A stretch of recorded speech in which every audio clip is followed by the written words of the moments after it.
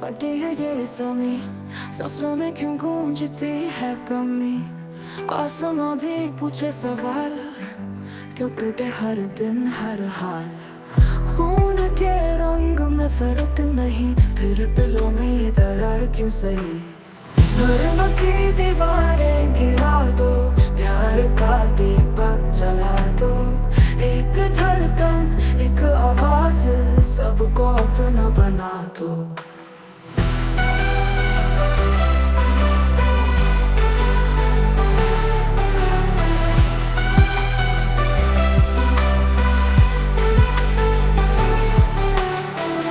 चेहरों पे नकाबों की भीड़, दिल में जल रही नफरत की लकीर। आओ तोड़े ये भ्रम का जाल, चलो बांटे खुशियों का माल। दिल की जुबान समझो जरा, किसी का दर्द तो देखो खुला। धर्म की दीवारें गिरा दो, प्यार का दीपक जला दो। एक धड़कन एक आवाज, सबको अपना बना दो। धर्म की दीवारें गिरा दो, प्यार का दीपक जला दो। एक धड़कन एक आवाज, सबको अपना बना दो।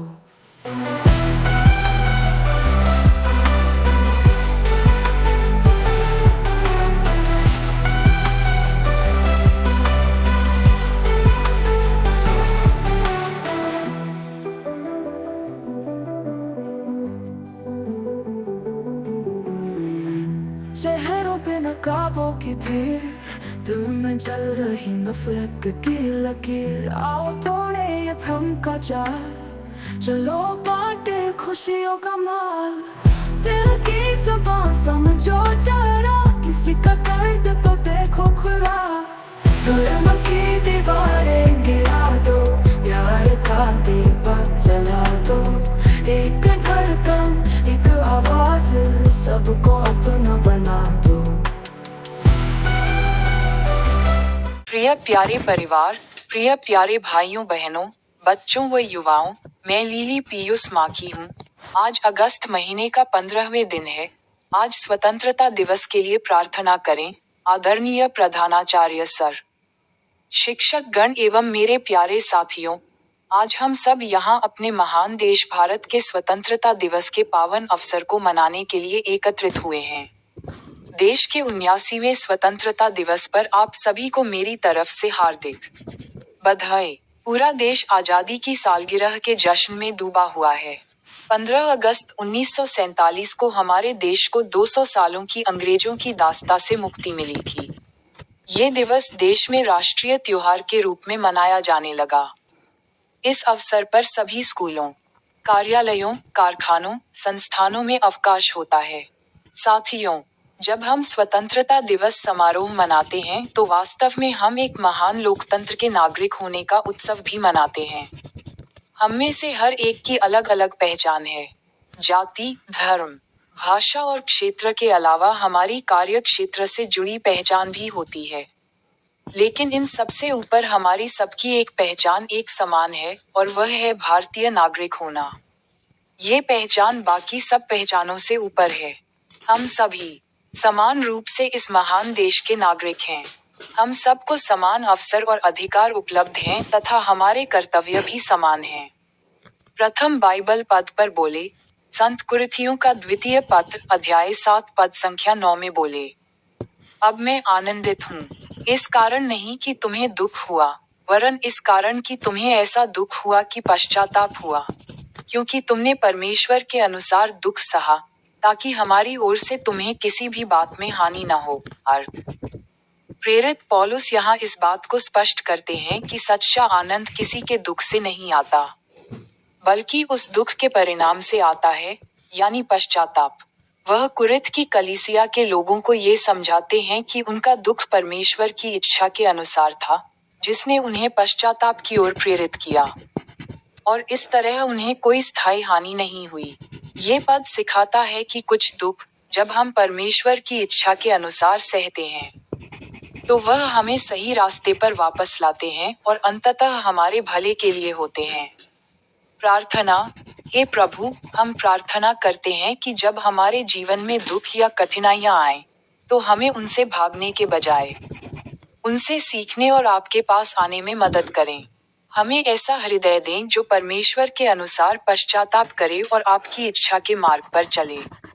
आमीन। द्वितीय बाइबल पद पर बोले, प्रथम इतिहास का गठन अध्याय पद संख्या 11 व 12 में बोले, यहोवा और उसकी सामर्थ्य की खोज करो, उसके मुख की निरंतर खोज करते रहो, उसके किए हुए अद्भुत कामों को स्मरण करो, उसके आश्चर्य कर्मों और उसके मुख के निर्णयों को स्मरण करो। अर्थ, ये पद दाऊद द्वारा लिखे गए भजन का हिस्सा हैं, जो परमेश्वर के लिए स्तुति और आराधना का आह्वान करते हैं। वे हमें दो बातें करने के लिए प्रोत्साहित करते हैं। पहला, परमेश्वर की खोज करना और दूसरा, उनके कार्यों को याद रखना।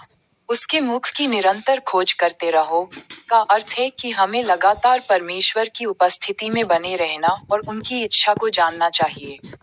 हमें उनके अतीत के अद्भुत कार्यों और न्यायपूर्ण निर्णयों को याद करके अपनी आस्था को मजबूत करना चाहिए। प्रार्थना।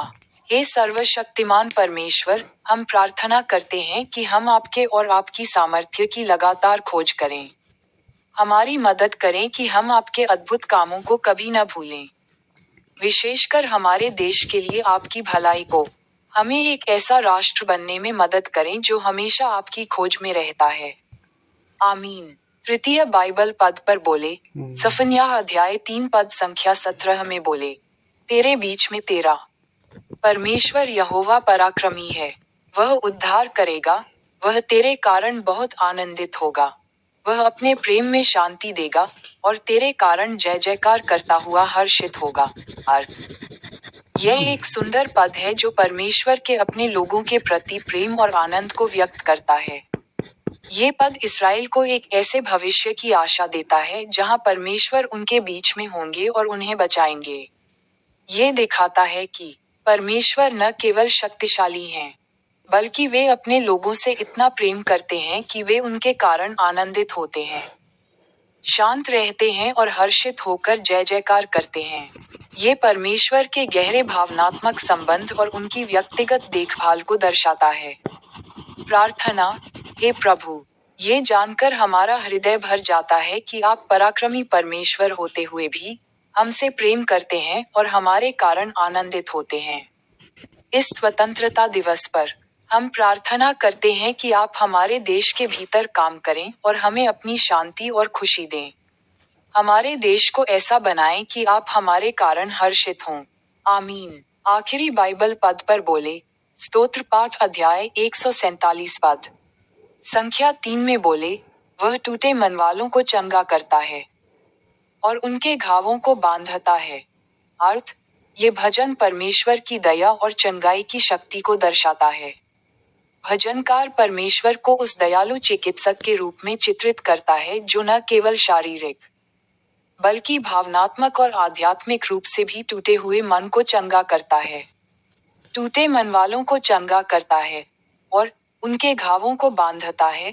ये दर्शाता है कि परमेश्वर उन लोगों को कोमलता और देखभाल के साथ सांत्वना और उपचार प्रदान करते हैं जो पीड़ा में हैं। प्रार्थना। हे चंगाई करने वाले परमेश्वर, हम प्रार्थना करते हैं कि आप हमारे देश के उन सभी लोगों के टूटे हुए दिलों और घावों को चंगा करें जो दुख या निराशा में हैं। हमारे देश के हर कोने में अपनी चंगाई और शांति भेजें, ताकि हम एक साथ एक मजबूत और स्वस्थ राष्ट्र बन सकें। आमीन। आइए प्रार्थना करें।